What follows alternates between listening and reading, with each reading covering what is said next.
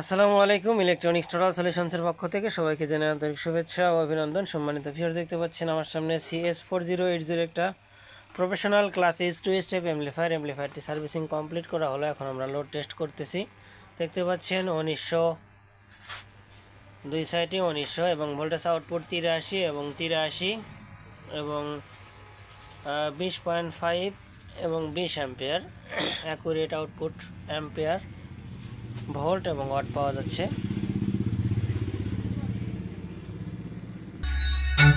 আমাদের কাস্টমার ভাই হাই দিয়ে দেন একটা।